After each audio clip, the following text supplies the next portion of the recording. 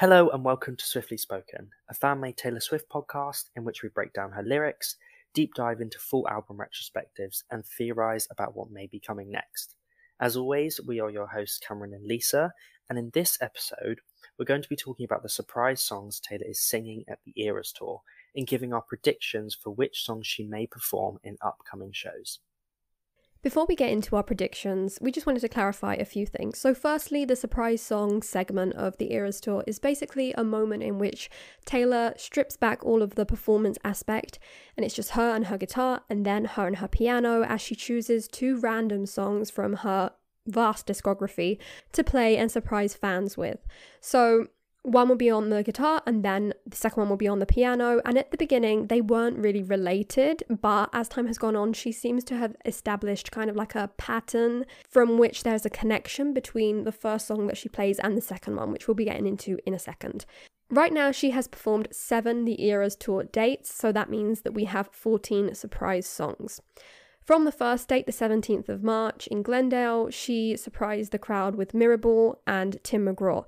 In the beginning, we all thought that Tim McGraw was going to be a mainstay on the tour and would be the representation for debut. However, the next night, on the 18th of March, she performed This Is Me Trying and State of Grace. And that is when it was established that they would be 2 surprise songs in a night. On the 24th of March, she played Our Song, and then to celebrate the release of Lana Del Rey's CD, she played Snow on the Beach. So up to that point, like we said, there wasn't really any pattern, or she wasn't really making any relations or connections between the 2 songs that she was performing. However, from the 25th of March, a pattern seems to emerge that she does seem to mention. So on that Las Vegas date, she played Cowboy Like Me with Marcus Mumford, and then she played White Horse, and she very explicitly stated that she was looking for a song that she could connect to Cowboy Like Me. So Cowboy Like Me, obviously like a cowboy kind of song. It talks about, these 2 con artists, and then she said she was thinking of cowboys, and then she came up with White Horse. Loosely related, but the theme is there. I do think with that song I think she could have possibly thought a bit deeper maybe, and picked something that was more thematically rather than just horse, very cowboy. Loosely. Yeah, definitely. Yeah, closest to a cowboy. I think, I think as time goes on, I think we will start to see more of a kind of connection. But in terms of the next song that Taylor kind of played, so on then the 31st of March in Arlington, the 2 surprise songs were Sad, Beautiful, Tragic and then Ours, and these ones don't appear to have had a connection, unlike the previous 2 songs. Right. So do you think, what would you kind of think maybe the connection between these 2 would be? I am not sure, because one is quite the relationship is over, you're looking back at it, it's very tragic, and the other one is very the opposite. The relationship is still going, whatever anyone says about it is ours. So I'm not sure if there was a connection established, and she didn't really mention one.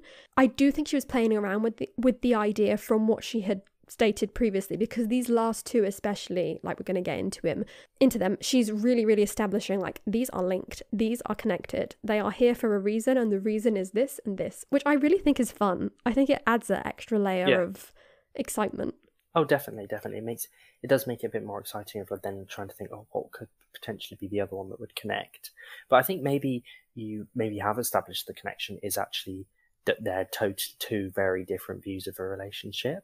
Maybe that is their connection, is that they're just totally different in the fact that, it's this, or maybe the beauty, maybe actually it might be the beauty in the tragedy of a relationship, like a sad, beautiful, tragic, it was still beautiful, but it's still depressing and, sad. And then the beauty in being so kind of such a whimsical relationship that you're just so madly in love that you don't care what anyone says about it. So maybe that was possibly the connection. Yeah. Let us know if you guys can see any other connections between any of the previous songs. But the next one, which was on the 1st of April, again in Arlington, she sung Death by a Thousand Cuts, which she sung because she said that, Jack Antonoff was in the audience and she wanted to sing it, for him to see this bridge shouted out by the fans. And then she sung Clean, which she mentioned was a song that Gracie Abrams really enjoyed, and she had kind of asked her if she would play it. However, there is an extra layer. We're going to go a bit conspiratorial here, because there is an extra layer to the connection between these 2 songs in specific, which is that Clean obviously is from 1989. and talks about, a specific relationship. And then Death by a Thousand Cuts is from Lover. Now, Death by a Thousand Cuts, she has explained that it was inspired by her watching the Netflix film Someone Great. And then the director-writer of Someone Great came out and said basically that they were inspired to write their film after having listened to Clean. So there is like this intrinsic link between them, even if she hadn't noticed that. And they really do have this similar feel to them. It does feel like they're talking about the same kind of relationship. So there's an extra layer to it all. Yeah, which I don't know if Taylor did that intentionally. I hope she did. Yeah, me too. I hope so, because the coincidence seems, you know what I mean? That seems like a very strong coincidence when it's been made quite clear that those songs are weirdly linked, because one strangely inspired the other without it realizing. Oh, I love it that it's like, oh, I was inspired by this film. Oh yeah, by the way, I was inspired to write this film by your song. So it's really weird. But I do like the fact that those two are played together, because purely the link for me is just that the link that, the kind of the fact that Death by a Thousand Cuts was technically inspired by Clean, but obviously that wasn't the link that Taylor, the pattern and reason that Taylor kind of said was that because of Jack and obviously Gracie. But then the next night, 2nd of April in Arlington, the two songs were Jump Them Full and The Lucky One. And interestingly, Taylor said here that the link between these two songs was that they were both songs that she fell in love with while re-recording both albums retrospectively, Fearless and Red. And obviously said about The Lucky One that it's kind of about the ugliness of being famous. And Jump Them Full, I guess, maybe it's just such a fun song, isn't it? I'm a bit of a sucker, as we will find out, for Fearless Taylor's version. Fearless, Platinum songs. There's something about those Platinum songs that they just have a chokehold over me. So I'm glad that she performed one of those songs. And I like that she also kind of fell in love with it. And it's interesting to see the songs that Taylor does really fall back in love with while re-recording. And The Lucky One, to be fair, does make a lot of sense, especially when you link it. I'm surprised, to be honest, that she didn't link it with, say, The Lakes, because they're both quite similar in that kind of nature of being and just wanting to kind of disappear from it all. I also think something that we will be taking into consideration as we go forward with some of our predictions is that it's very hard to pair songs together and also kind of think of one that can go on the piano specifically and one that can go on the guitar specifically, because I feel like The Lakes maybe would be lend itself better to a piano kind of song, and The Lucky One was the piano song. So maybe that could be a reason. They're not a confirmed thing, so don't come for our necks. They're more of like us seeing the patterns as we love to as Swifties. And Taylor kind of mentioning a couple of things. So as we go forward, we will find out if she continues with patterns and mentioning like strange relations between the songs, or if she just stops doing that because she's like, no, I can't be thinking about this so much for every single night. Also, I thought I'd just interestingly mention as well that Taylor has said with these kind of songs, and before we kind of get into the next section, is that, and she said before the Death by a Thousand Cuts performance, I believe, that basically the songs would have they'll be played once and once only, so that they're different every single night, obviously. But she did say that if for some reason they were messed up, there would be a possibility that they would reappear, so that she can do them justice. And Taylor has basically said that she wants to redo Death by a Thousand Cuts because obviously she messed up the bridge a couple of times. But she has also said that she would kind of like to do Clean again because she sung it in a bit of a lower register. I don't think she messed it up at all. I think it was kind of perfect. Yeah. But that is an interesting thing to note while kind of moving into our next section. Yeah, I think she is kind of seeing fans being like, oh, I'm devastated I wasn't there. And then she was just kind of like, oh, no, I could have sung it again. Which I understand, because honestly, I don't mind if she doesn't sing it again, because I want to see variety, honestly. Like, as an international fan as well, which we don't have any confirmation for dates, I'd rather see variety, so every single little song, like all of these hidden gems, which we'll be getting into, will get their moment, rather than just the like we've heard Clean many a time, so it's like, unless she really bodges it, like she didn't even really have to do a bad job for Death by a Thousand Cuts, honestly. Obviously she had to do the bridge, but it was fun. It was, and they got to hear the bridge twice. I'm sure they were not complaining in the audience. I wouldn't be. You know what I mean? I'm sure I'm sure it was the total opposite. They were probably thinking, oh, great, yeah, we get even more time of you singing. Yeah, go for it. I wouldn't complain. I'd be like, yeah, mess it up and redo the whole thing again. Don't you worry about it. Start it again. So that brings us to our top 10 Not Without Me in the Room kind of songs that we don't want Taylor to perform unless we are there. Like, these are the ones that we will be devastated if we see her perform at certain dates or at certain, concerts, because then obviously they wouldn't be performed again, considering her, explanation of this whole thing. So these are, like, there's a list going around that a lot of people online and Swifties are posting of, top 10, top 5 songs that I need to be there. So these are ours. Now, I can predict some of yours, and I'm guessing we've got a few debut and Fearless Platinum and Speak Now Deluxe. Am I right?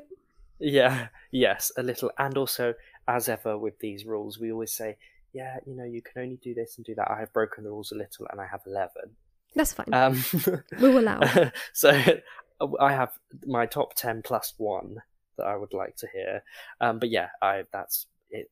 It's probably very predictable what songs I'm about to kind of pick. Okay. But you go first. I'm generally really intrigued to see what your ones are. And again, weirdly, I think the thing that's interesting is that obviously certain albums, say like Folklore and Evermore, a lot of the songs are on that set list, like a lot of the ones I want to hear. Yes. So it does mean that the later albums are the kind of the ones, or like mainly Folklore and Evermore really, because actually Midnights, for example, is only really the singles, bar a couple here and there. But yeah, weirdly the Folklore Evermore ones are kind of pretty much, I think, quite successfully covered off. But anyways, go into kind of what are your kind of top 10 that you would... I guess I can divide this into like 5 and 5, because the first 4 are more like, the country-ish albums. So I have Last Kiss, We Were Happy, Long Live, If This Was a Movie. Yes. So I will explain them and then we'll go into the pop ones. So obviously Last Kiss, it's just a bop. It is the Swiftie anthem. It gave us our first Swiftie holiday, so and it's always been a favorite of mine. I can see it being very painful, but also to perform, but also love it. We Were Happy. I added this one because obviously this is interesting. Obviously there are some songs from the re-recordings, the vaults, that we have never had live performances of. So as the tour goes on, I would love to see some debut performances. Obviously we did get a lot of debut performances for a lot of Midnight songs, Evermore, Folklore, but we didn't get any vault songs. So I would love to see this one. And I think this one would be really, really nice on piano, like that original demo from back in the day. Yes. Obviously Long Live, that has, no explanation needed. And If This Was a Movie, which obviously is another song that we've spoken about quite a bit recently, at least personally. We'll get to it on the podcast as well at some point. But again, it has never been performed live. Yes, I know, which blows my mind. Yeah, so I would like that. Then turning to more of the pop section, the pop albums, I have Out of the Woods, because it's just, it is the song from 1989, right? Yeah. King of My Heart, Cornelia Street. So those are my 3 from pop section. King of My Heart. And I'm guessing that King of My Heart will be on piano.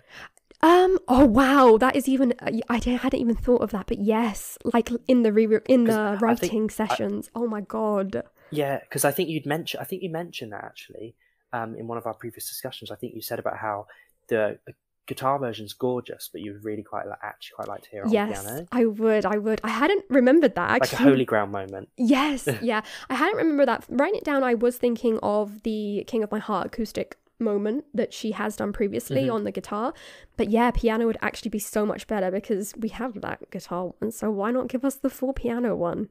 Yes, Cornelia Street for obvious reasons. And then moving on to the final era, I guess, which is, the more acoustic-y already era. Like you said, Folklore, nothing from there, because in most of their songs that are my favourites have been covered, luckily enough. So I'm thinking Happiness, Evermore. Yes. Evermore on piano? Are you kidding me? Oh yeah, that would be gorgeous, especially if she got Bon Iver to join her. That'd be really cool. Although I don't really mind. Like, if he's not there, he's not there. Like, Neither do I. Yeah, same here. Yeah. I just need to see it. I just need to see it. And finally, last but not least, from Midnights. Yeah, it was very hard to narrow it down to 10, but my 10th one would be Sweet Nothing on the piano. I can definitely get behind that. I definitely can. So I need to be there for those 10 somehow. Don't know how, but... You just have to be, whether she likes it or not. Well, my one's interestingly... Right. So basically, once I found out that, you know, they were being played once... Right. And that Tim McGraw was not a mainstay on the set list, I was very, very disappointed. So that is one of them. That's why I've done 11. Because it's a bit naughty, because obviously she has done it technically, so it's unlikely to It's just wishful thinking. I would pass out if I heard that song live. Like I would, so Tim McGraw is on there, but it's technically not, so that's why I've got 11. Okay. But my other ones, so off debut, I would love to hear, and this might be a bit rogue, but I adore this song, is Tied Together with a Smile. Wow, you don't hear about that one much, do you? No, I would love that song to be performed live. Like, I would probably be the only one in the audience singing it, but I'd be making up for everyone else. And then, as you mentioned, I'm a bit of a kind of Fearless Platinum lover. So The Other Side of the Door, I would love Yes, it would go off. Literally, I would, love. And also, I haven't included these on my list, but literally any Fearless Platinum, like Come In With The Rain, Superstar, again, maybe not fan favourites, but I adore them. Those would definitely be up there, but they're not on my list, but those kind of set around. So far, yeah, Tied Together with a Smile, The Other Side of the Door, Crazier. I'm a big Crazier fan, and I'm praying that we get a Taylor's version, but we'll get into that again at some point in a later episode. So yeah, Crazier, would love. Sparks Fly, like, we need Sparks Fly, like, that's one of the best songs ever. Yes, glad you mentioned that one. Then, as you mentioned, Speak Now Deluxe. So Superman and If This Was a Movie, I would love to hear. A lot of mine, ironically, are more guitar based, I'd say. Yeah. Other than Tied Together with a Smile, I think Tied Together with a Smile she could piano quite well, but the rest would be guitar. And then Red, obviously, from the album Red, it would be Come Back Be Here. Like, again, this would be a I'm gonna pass out kind of song. And Better Man, I just love Taylor's vocal. I just love the way she performs Better Man. Would adore to hear that. And then nothing off of 1989. Well, Out of the Woods, as you mentioned, but we're keeping it to 10. So yeah, nothing for me. And then again, nothing really off of Reputation for me. So the next ones would be Cornelia Street and London Boy. And London Boy purely because if, you know, it is what it is. I just would love to hear it in London. Yeah, I actually quite like London Boy. I love London Boy. There's nothing cooler than being in London or being in, you know, the UK screaming, God, I love the English. Like, that's pretty cool. So yeah, they're my 10 that I kind of like to hear. So slightly rogue maybe. And there's loads of others that I could mention, like loads of songs off Red. I Almost Do. I would love to hear loads off Midnights. You're on Your Own Kid, Maroon, The Great War, Hits Different. The list goes on, but those are my 10. If you were to pick two that to the supposed, you know, Imagine the Eras tour is coming our way, and you will be you know, you're in the audience for two only, which two would you like literally die over? Like, which would be your two? Sparks Fly and Come Back Be Here. Okay, I love that. Yeah, I think it's so difficult, but I'm thinking, I guess I would have a King of My Heart acoustic with the guitar just so I could have Evermore on the piano. I'm surprised you didn't say Happiness. I know, I'm just more, I don't know why I've recently become a bit obsessed with Evermore, the song. So, I don't know. But, you know, yeah, I could swap that around. And that, Happiness would have to be on a piano as well, I'm guessing. So, yeah, I don't know, either one, because then I look at Sweet Nothing and I'm like, oh, I love that song. So... yeah, maybe I want you to. Difficult. I know I'm kind of snubbing the country albums, but that is because we have got like a lot of performances, and that's why the ones that I've mentioned, some of them are like debut performances of like, you know, some of the vault tracks, and that would be cool. Yeah. But honestly, having said that, whatever she would, you know, play hypothetically, I would die over, even if it's like the most typical song that she's played 1,000 times. I'd still be like, oh my god. I'm just gonna also quickly mention, I know this might be a little bit controversial, but as ever, there are some songs that, you know, not everyone is a fan of. No one can be a fan of everything.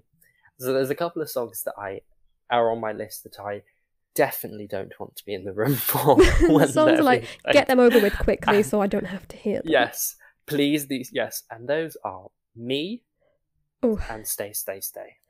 Those two songs can stay well away from me. God. No. You're putting bad karma into the world, Cameron. Now you're going to get them at your date. You watch. I know it, yeah. I just know it. But those two... Well, you know what? Nothing against the songs.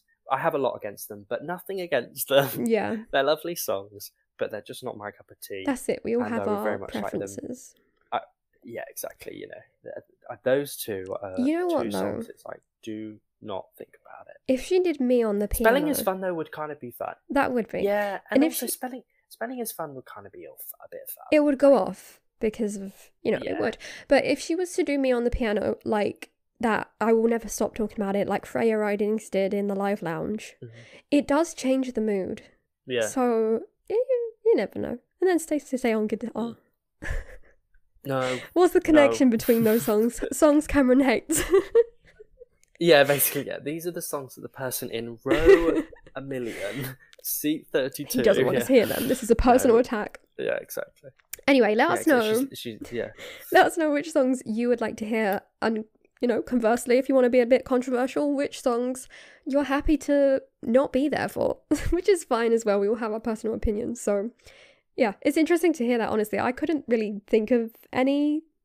out the bat. I mean, obviously, some from Lover, I don't really care for. Like, if she was to sing I Forgot That You Existed, I may... add that to the list. Yeah, I may be in the toilet. No, No, I would never... Exactly. The thing is, even if she did perform Stay, Stay, Stay, I would go off. Oh, of course I would. Be going off and singing. Actually, I love Stay, Stay, Stay. Moment... You know I'm a Stay, Stay, Stay defender. Like, yeah. That's the thing, it's like, even if she did perform it, I wouldn't be like, oh God, I'm going to go to the toilet. I'd be like, nah, I'm going to just go for it. I'd be a little disappointed, yes, because it's not my favourite song ever. But, I would still go down for it. I'm only prattling around. Yeah, of course. We're, keep them away from me. We are Taylor Swift fans, first and foremost. But obviously within all of her discography, which is like hundreds of songs, there are some that we prefer to others.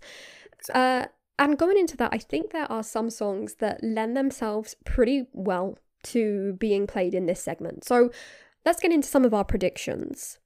As for piano songs, I really think there are at least 3 that, off the top of my head, I think that are probably going to make an appearance at some point, because they have, well, for a fact, these 3 really, all 3 of them have kind of like piano remixy, acoustic-y versions, which are Forever and Always obviously has its piano version, iconic version. Back to December has been played on piano a few times previously, but it just lends itself very well. And again, mentioning it for the second time, Sweet Nothing, as it does have its little piano remix. And I really would love to hear it, whether I'm there or not. I mean, I'd love to be there, but if she to be fair, this would actually be quite high up. Yeah, Sweeter Than Fiction. Right. So yeah, and then I guess with guitar songs as well that will kind of work quite well. Sweeter Than Fiction, obviously we've never technically had, well, we straight up have never had a live performance of.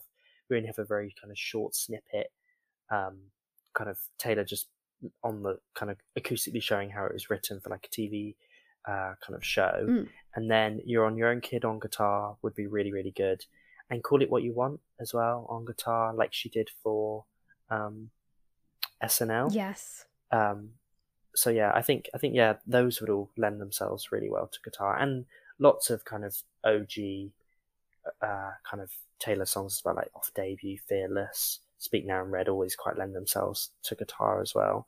And normally a lot of her songs are either piano, or they either start on piano or guitar. They do, because those are the instruments that she has at hand, and that's how she usually begins to craft them before going into proper production and bolstering them up one way or the other.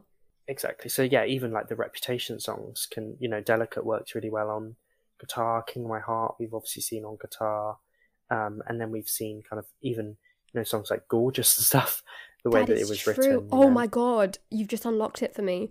Gorgeous piano version. Yeah, imagine. With the that secret, would change a lot of people's opinion. With the secret lyric. with the original lyrics, that would definitely change a lot of people's opinions, I think. Definitely. Oh, I'd love that. On Gorgeous. me too. I definitely would. And then, obviously, as we mentioned previously, there seems to be now a link between the two songs. So based on this kind of pattern, and then looking back at our mashup predictions pre-Eras Tour, we also have a couple of predictions in regards to the songs that we think might be linked. Should we get into those? What kind of ones do you think would be kind of linked together? Yeah, so like you said, this is really based up on some of our mashup ideas that we did in a previous episode. Obviously, that didn't come to pass as she's not really doing any mashups. But these make sense because they have like got these connections that she could somehow pull together. Obviously, Red and Maroon, and again, if not Maroon, Red and Daylight. What would you think? What would you think with would Red be guitar, Maroon be piano? Yes. I'm thinking yes. Yeah. And for Red and Daylight, same. Yeah. Yeah, Red and Daylight, piano, Daylight, which makes sense. She's done that already. Yeah, exactly. And then Red, guitar. Yeah.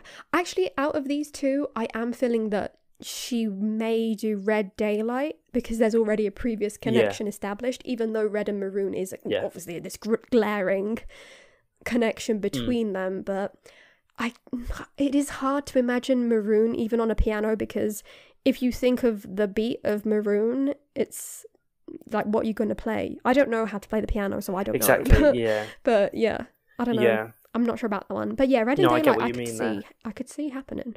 I think a lot of the Midnight songs actually will be quite hard maybe to strip back. It doesn't really have... The production is kind of synced in with the lyrics, with the vocals a little bit. Yeah. So it's quite hard. I don't know, like... When I was thinking about Maroon, actually, how easy would that be to play on piano? It might be really easy, as you mentioned, neither of us are piano players, so I can't really comment. Nope. But yeah, that would be interesting to see how she does that.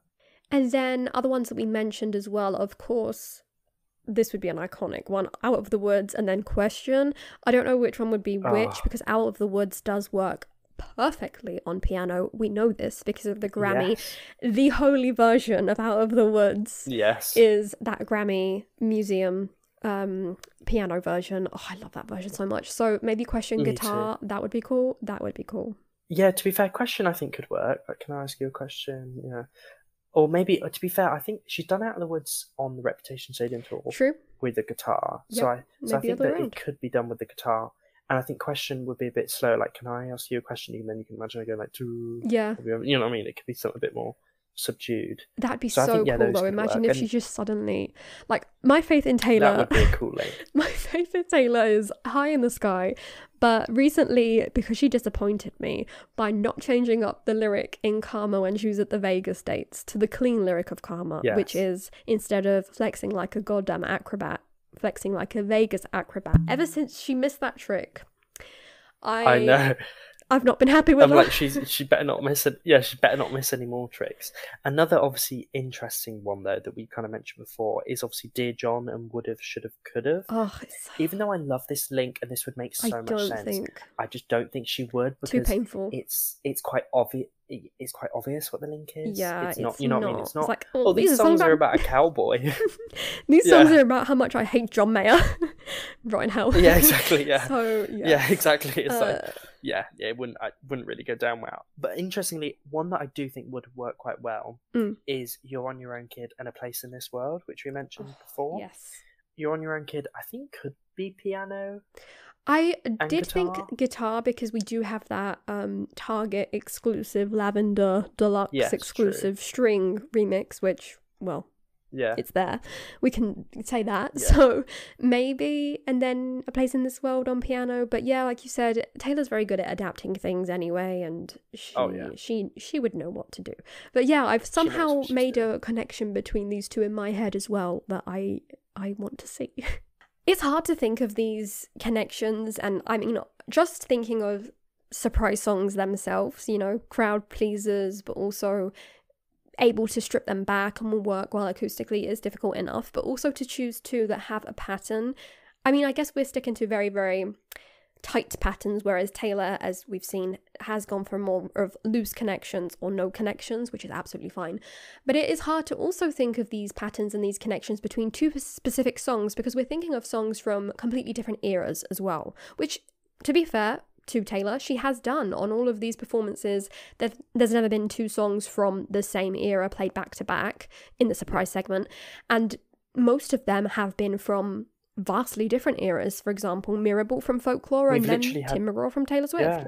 We've literally had like one from almost every album other than 1989. And 1999 we've got Clean, so Reputation. Very true, yeah, it's Reputation, yeah, very true, yeah. So yeah, it's fair play. She has kind of worked away, spanned across all of the albums. Yep, she has. So I'm feeling that maybe our next date, which by the time this episode is released will be this weekend, I'm feeling we might get a Reputation surprise song. Potentially. She better not play King of My Heart without me. Do you think she would do something like all of the girls, like all the girls you've loved before? Do you think Eyes Open, Safe and Sound, just the last 4 releases? Because she's been pretty rogue before with like surprise songs / performances, like playing like This Is What You Came For. Yes. Or playing I Don't Want to Live Forever. Better Man. Yeah, I don't want to. Yeah, like, you know what I mean. She's back in that kind of like post 1989 pre-rap era. She was kind of slightly rogue with playing some songs that was a bit like, I definitely think that just as with the Reputation surprise songs, although the Reputation surprise songs, she did repeat a few of them. All Too Well was in the mix various times. Then she started to sing So It Goes, and she added that on various dates. But here she's made it quite clear that she doesn't want to repeat, because obviously she does want to work her way through her discography as much as she can, which I'm so thankful for, because I love variety. Yeah, exactly. And I would love some of those kind of like Deep. Fearless Platinum Edition songs that haven't ever been played before. You know, a couple of songs here and there that haven't ever kind of seen the light of day. The Vault songs that you mentioned, That's When, I quite like a That's When performance. I Bet You Think About Me, that would be so cool. So yeah, I hope that we do get some, you know, hidden gems that haven't really seen the light of day. Definitely. And finally, I guess moving on to some more predictions, but now these ones I feel are realistic considering some of the specific dates that we know the Eras Tour is being played on, the specific places it's being played at, and also the people that are around, should we say. Mostly her openers. Obviously, something that we haven't really taken into consideration is other artists that she could bring out at any random time, like Marcus Mumford just the other day was just such a random inclusion. But thinking of collaborators that Taylor has worked with, obviously Ed Sheeran may be a possibility at some point during the whole Eras tour. Loads of songs you can pick, Exactly, they could do a whole set together. Do you think that certain artists like Marcus Mumford will be part of the surprise song element, or do you think that you know how in previous tours they're kind of segmented into the set list? Do you know what I mean? It's like the set list kind of stops for a bit, the surprise artist comes out, and then they do their song, and then the set list kind of re-triggers again. I think it depends on the songs. Yeah, a bit of both. I think it depends on the songs with that person. So, for example, one of them that we have in this final prediction list is Nobody No Crime or Gasoline with Haim, which could they be acoustic? Would that work? And Haim are a band, right? So not really. So I guess for those, they wouldn't so much fit in the surprise song segment. More like what you just mentioned, they would be specific moments in the rest of the concert where they bring out like the whole production-y kind of moment. Whereas with someone like Ed Sheeran, if he were to appear at some point during the tour, I really do think they would do a surprise song segment kind of moment. Yeah, Ibby and Everything Has Changed, Run kind of moment. I would love that. Other songs and other dates that we have in this final list is, for example, Ronan. Now, Ronan, Taylor hasn't really played very much live because it is a very specific song for a very specific reason. It was made and put out into the world. But there is a project going around started by Ronan's mother, Mama Maya on Instagram, and she basically has spoken a lot about, you know, the support and love that she has for Taylor, and having worked together on the song Ronan, having re-recorded the song as well. And in May, basically, she's doing a project in which she would love Swifties to make friendship bracelets with Ronan on them, you know, the beading, spelling out his name, just to kind of promote that cancer awareness and you know, the things that the song promotes in itself. So if Taylor were to see this, do you think that she may suddenly include I think it would be them nice, and also to kind of, I think it's his birth month as well, so it's kind of to celebrate like his kind of birthday, and obviously kind of awareness and kind of child cancer awareness and things like that. So I think that it's really nice to kind of do that. I don't know whether if Taylor does see it, I think it would be nice to do. She's definitely obviously performed it on the 1989 World Tour. This is true. But it is quite a tough one to sing, so it would definitely be a tough one to watch. Oh, definitely, definitely. Yeah. And would be a really emotional moment. But I think, it would definitely be really lovely and have lots of meaning, which I think is really important. So I think that would be nice, definitely. But in terms of kind of other ones as well, I know that you are kind of quite hoping for this next one. Yeah. Do you want to kind of talk about this one? Yeah. This is my tinfoil hat conspiratory Swiftie one. April 29th, she's got to play High Infidelity. She has to. She's got a date on April 29th. If she doesn't, I swear I'm going to the Eras Tour just to scream it at her. Like, why did you not do this? She'll miss another trick. I know. If she does too, like the Vegas thing, I can let go. But High Infidelity, like I've said this even before the tour came about and we knew that surprise songs were a thing. I was already banging on about this to you, so you're probably fed up of hearing it. But yeah, I feel like for the date, April 29th, being literally mentioned, and it will be April 29th. How iconic is that? Do you really want to know where I was April 29th at the Eras Tour? Yeah, exactly. No, that would be really cool. And I guess then in terms of other ones, we have the next kind of ones are more like location-wise. So certain songs, like obviously Paris, would make so much sense if Taylor has a date in Paris. And I think that another good song in Paris would be Begin Again, because obviously the music video, and she could link them together quite nicely. Yeah, it makes sense. Those two songs, like Paris, could be on guitar. I think Paris could maybe be on guitar and piano, and I think Begin Again could be quite similar. In terms of other locational ones, I think obviously things like Welcome to New York, obviously it mentions New York. The closest kind of Eras Tour date is in New Jersey. So I don't know if maybe it's kind of not quite the same as being in New York, like unlike the Amazon Prime Day concert where she was literally like in the centre of New York. Right. But we'll see about that one. Then London Boy would make so much sense in London. Obviously, Taylor's done that before at the Jingle Bell Ball. And also another kind of location. Come Back Be Here for London. Yes, Come Back Be Here. Right, so you're yes, in London. Please save that one, Taylor. Can you imagine your London date having London Boy and Come Back Be Here? Oh, dream. That is a dream. So basically, you're either going to get London Boy and Come Back Be Here, or you're going to be cursed with Me and Stay. Sorry. Me and Stay. Yeah. Other locational ones would be like the Lakes, possibly at a Manchester show. She performs a lot in Manchester. That's kind of the closest possibly to the Lake District. Right. It would make most sense to perform if she was going to perform that song for a location-wise, kind of in the UK, obviously up north, would make sense. Then also, this is an interesting one for Nashville to play Mad Woman. Right. I think this would be like... Obviously. Yeah, this would be poignant and pointed. But basically, Mad Woman... Obviously, it's a song about her ex-record label and the rage that she felt. Well, not just that, but like, the two SBs, as we call them, Scooter Braun and Scott Borchetta. But yeah, I'm feeling that it would really be a big FU to them. Because, do you see my face in your neighbour's lawn? And obviously they're based in Nashville, and that's where, most of her initial career kind of cropped up from. So, definitely an interesting inclusion. That would make sense. Yeah, that would definitely make sense. I think also, as you mentioned, with kind of Haim and their dates, and also another one, as we've mentioned quite a few times, would be Phoebe Bridgers and Nothing New. They have to do it. She's supporting. It would make so much sense. I do know that Phoebe Bridgers has been brought out a couple of times, quite recently actually, I think by SZA and Billie Eilish. Okay. So she's definitely up for things like that. Good. Because SZA has a song with Phoebe Bridgers, and I think they sang that song. And Billie Eilish, I think they sung Phoebe Bridgers' song.